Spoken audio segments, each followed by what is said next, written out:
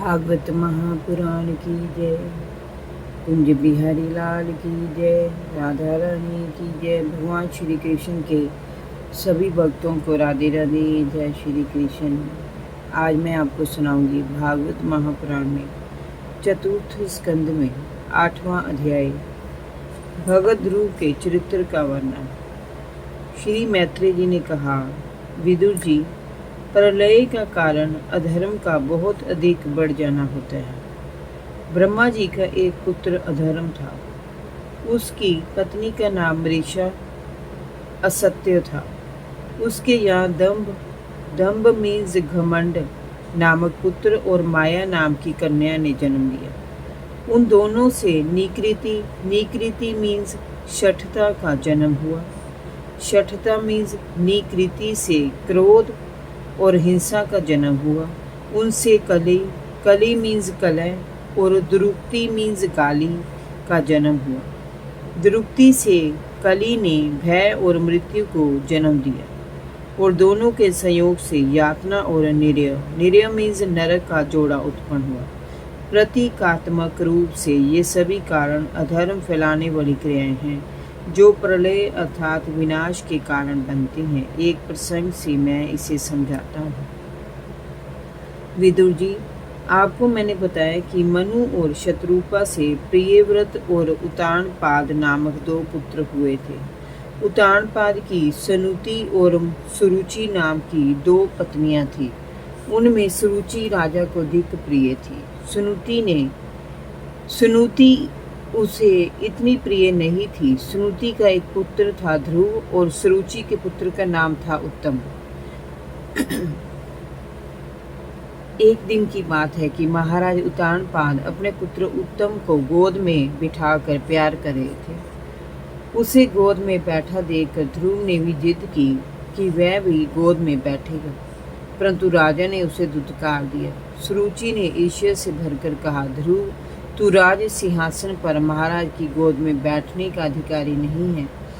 यदि तुझे पिता की गोद ही चाहिए तो परम पिता श्री नारायण की तपस्या कर और उनकी कृपा से मेरी कोख में फिर से जन्म ले, तब तुझे ये सुख मिल जाएगा। विदुर जी, अपनी सुतेली माँ के वचन सुनकर बालक ध्रुव का कोमल हृदय आहत हो गया। उसके पिता ने भी एक शब्द नहीं कहा। तब ध्रुव रोता हुआ अपनी माँ के पास आया और रो कर उसने सारी बात माँ को बताई। उसकी बातों से सुनीति को बहुत दुख हुआ। उसने अपने पुत्र को धीरज बंधाते हुए कहा, पुत्र, जो दूसरों को दुख देता है उसे समय ही दुख झेलना पड़ता है। तू उनकी बातों पर मत जा और परम पिता के चरण कमलों में ध्यान लगा। वे महाराज से भी बड़े हैं। वे तुझे अवश्य ही अपनी गोद में बैठाएंगे।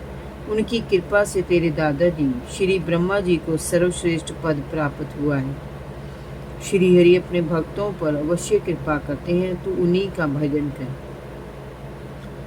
अपनी माता सुनुति के वचन सुनकर ध्रुव अपने घर से निकलकर वन में चला गया। वन में उसे देवऋषि नारद जी मिले और उन्होंने ध्रुव को आशीर्वाद दिया। वे बोले, पुत्र, अभी तू बच्चा है, खेल कूद में ही तेरा मन लगता है। इस उम्र में मान सम्मान की बात मन में बैठाकर कोई इस प्रकार से अपना घर नहीं छोड़ता। जा, घर लौट जा। तू अपनी माता के उपदेश से योग साधना द्वारा जिस भगवान की कृपा प्राप्त करने चला है साधारण पुरुषों के लिए उसे प्राप्त करना बड़ा कठिन है। योगी लोग अनेक जन्मों तक उनकी साधना करते, परंतु उन्हें पाने में वे प्राय सफल नहीं हो पाते। उनका मार्ग बड़ा कठिन है। पुत्र, इसीलिए तू हठ छोड़ और अपने घर को वापस लौट जा। इस पर ध्रुव ने कहा, भगवान, वी माता के जिन वचनों से मेरा हृदय दग्ध है, उसे आपके वचन शांत नहीं कर सकते। मैं ब्रह्मा जी का पुत्र हूँ। मेरी रगों में क्षत्रिय रक्त बह रहा है। मैंने जो निर्णय किया है मैं उससे अब पीछे नहीं हट सकता। मैं त्रिलोकी के सबसे श्रेष्ठ पद पर अधिकार करना चाहता हूँ। मेरी माँ ने मुझे बताया है कि परम पिता श्री हरि की गोद से सर्वश्रेष्ठ पद 3 लोकों में कोई दूसरा नहीं है। जब तक भगवान श्री हरि मुझे अपनी गोद में नहीं बैठाएंगे, तब तक मैं ये वन छोड़कर कहीं नहीं जाऊंगा। विदुर जी ध्रुव की बात सुनकर देवऋषि नारद बहुत प्रसन्न हुए। उन्होंने ध्रुव से कहा, बेटा, तेरी माता सुनीति ने तुझे जो कुछ बताया है वही तेरे लिए परम कल्याण का मार्ग है। भगवान वासुदेव तुझ पर अवश्य प्रसन्न होंगे। तू चित्त लगाकर उनका भजन कर। जिस पुरुष के मन में धर्म, अर्थ, काम, मोक्ष की अभिलाषा होती है, उसके लिए इन्हें प्राप्त करने का एक ही मार्ग श्री हरि के चरण है। सभी ओर से ध्यान हटाकर तू नित्य प्रति श्री हरि के चरण कमलों का ध्यान कर। तेरी अभिलाषा अवश्य पूर्ण होगी।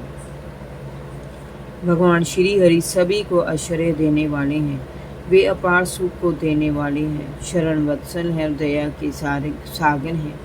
श्याम सुंदर, पीताम्बरधारी, मोर मुकुट, गल विजंती माला तथा चारों भुजाओं में शंख, चक्र, गदा पदधारी भगवान पुरुषोत्तम सदैव प्रसन्न वदन रहते हैं।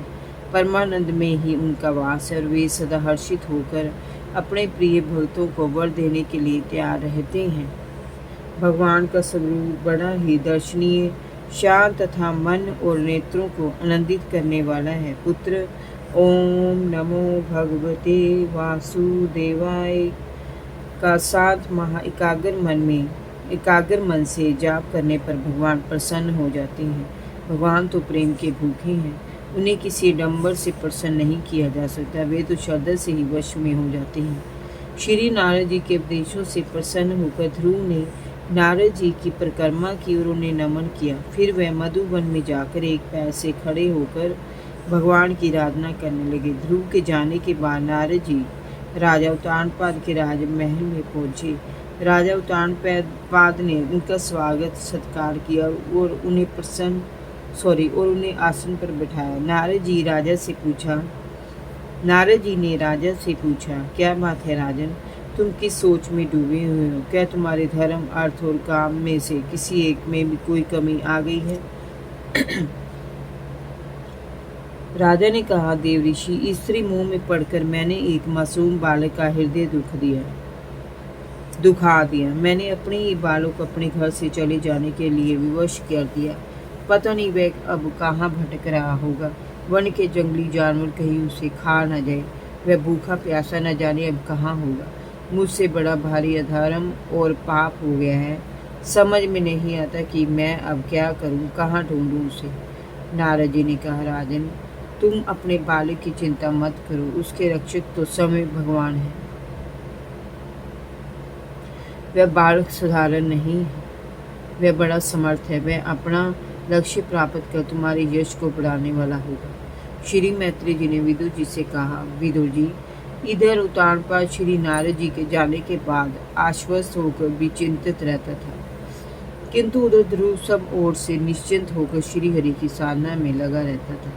वह एकाग्रचित होकर श्री हरि की उपासना कर रहा था।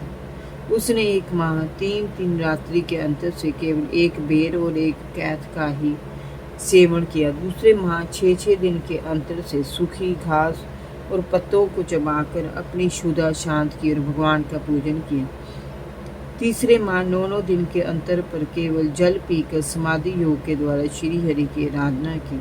चौथे महीने 12 दिन के अंतर पर श्वास को जीत कर केवल वायु पीकर ध्यान योग के द्वारा भगवान हरि का स्मरण किया। 5वें मास ध्रुव ने श्वास को जीतकर एक पैर से अविचल खड़े होकर परब्रह्म का चिंतन किया। उस समय उसने अपनी समस्त इंद्रियों और मन को स्थिर कर लिया। जिस समय ध्रुव को प्रकृति और पुरुष के अधीश्वर परब्रह्म की अखंड धारणा की, तब उसके तेज को ना सह सकने के कारण तीनों लोग कांप उठे। सभी देवगण भागे भागे श्री हरि के पास गए। देवताओं ने कहा, भगवान ध्रुव की तपस्या से संपूर्ण जड़ जंगम जीवों के प्राण व्याकुल हो उठे हैं। कृपया शरण में आए हम लोगों की रक्षा करें। श्री भगवान ने कहा, देवताओं भय मत करो। ध्रुव ने अपने चित्त को मुझ में लीन कर दिया है। वह अब मुझसे अलग नहीं है। इसी प्राण निरोध के कारण तुम्हें अपने प्राणों के विरुद्ध होने का भय सता रहा है। तुम लोग अपने लोगों को जाओ, मैं उस बालक के पास जा रहा हूँ। जय जय श्री राधे कुंज बिहारी लाल की जय, राधा रानी की जय। भगवान श्री कृष्ण के सभी भक्तों को राधे राधे। जय श्री कृष्ण।